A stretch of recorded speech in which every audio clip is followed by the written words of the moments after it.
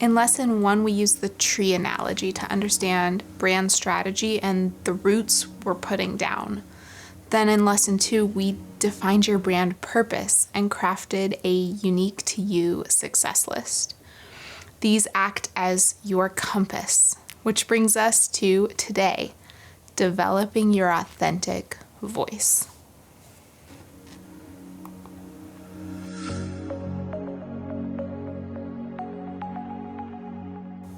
Your purpose is the cornerstone of your authentic voice. It's the starting point from which we build everything else.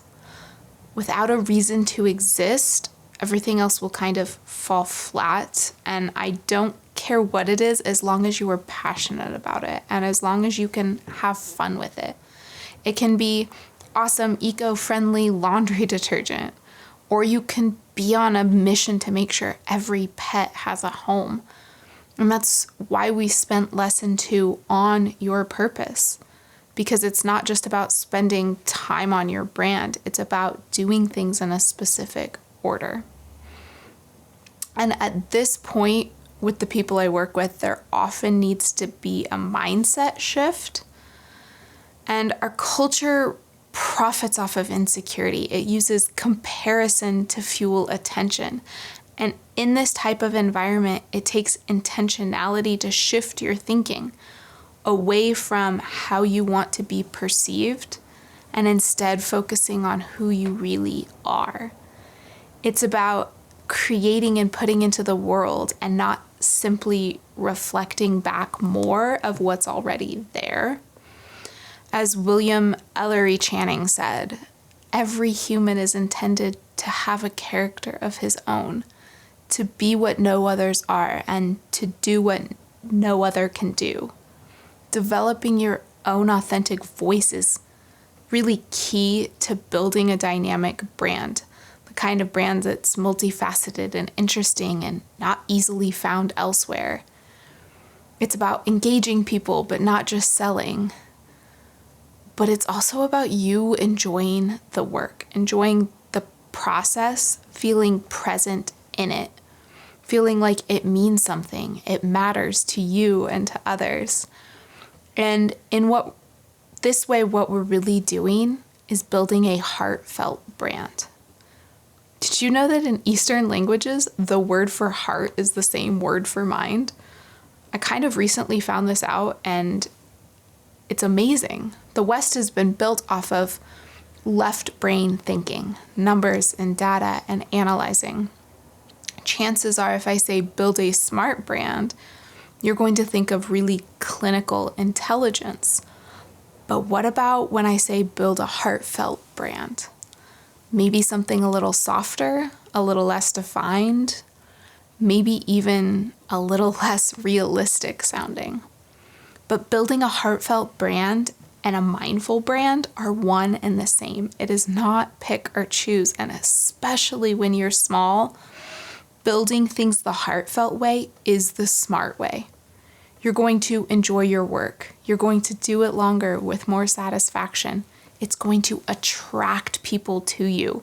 It is going to make marketing and selling easier, wildly so. And how do you build a heartfelt brand? With authenticity.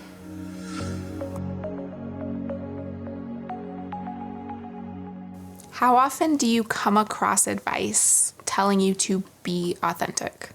I see it all the time, but it doesn't tend to follow up with tactical help for building that authentic voice.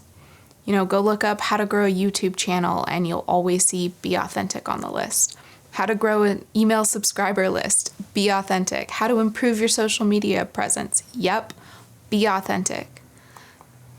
This term used to actually give me anxiety, as if somehow I wasn't cool enough to be authentic. There's pressure to choose the traits in ourselves that are most likely to be popular.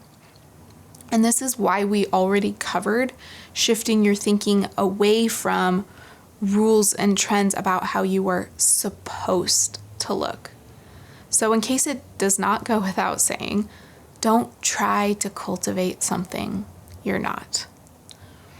The worksheet for this lesson is in the show notes, and you'll actually pop over to the Creative Voices website to download it. And in it, I walk you through some really practical exercises for developing your own authentic voice.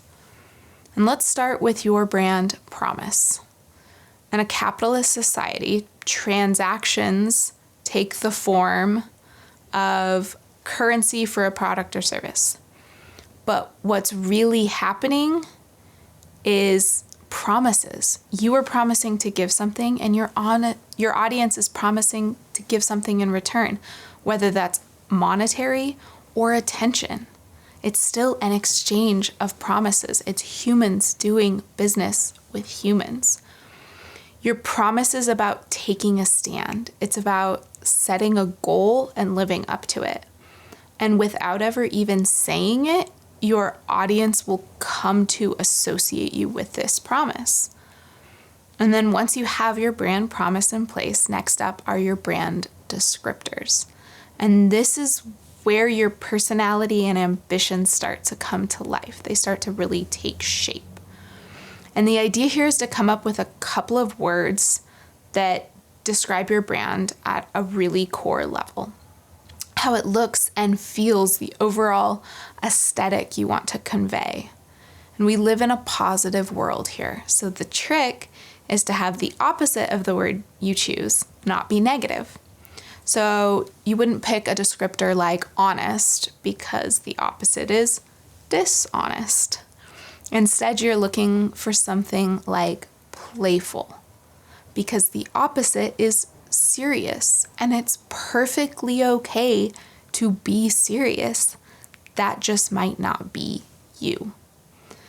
And this is a funny side note here, but you should also be going above and beyond the bare minimum of what it means to be in business. I'm always a little wary when a business takes the basis of the work they do and then they make it sound like a feature. Like, oh, we're going to deliver on time. We're accurate. We respond to messages. That's just doing work well.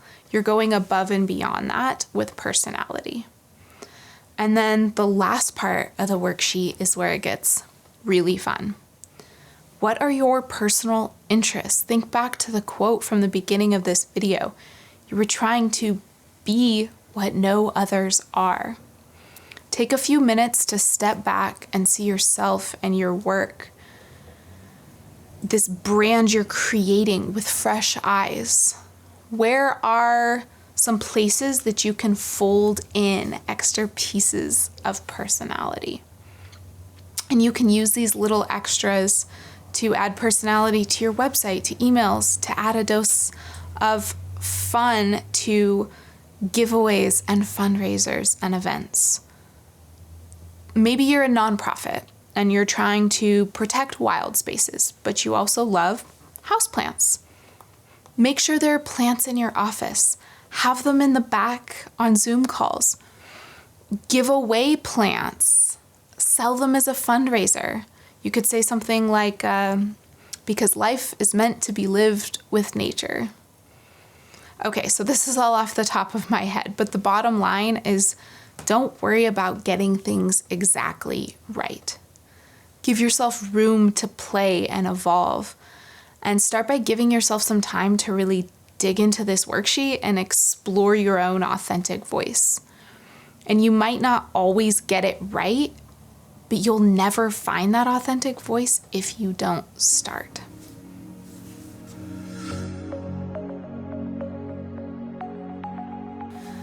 Part of playing into the dynamic, personal nature of small operations is learning how to bring your whole self to work.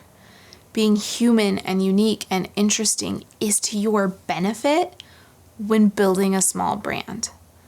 This is a matter of mindfulness and learning to be fully present. As Jim Elliot said, wherever you are, be all there. What this is not, however, is encouragement to overshare. What you were doing here is still building a brand, and a brand is something that exists outside of you that you give of yourself to build. That brand thrives with nuance and complexity, things that you are uniquely capable of contributing, what we've been calling your authentic voice. But this is still your work life, and you can make it personal and still have gentle, healthy communication and boundaries. There's a difference between bringing your whole self to work and bringing your whole life to work.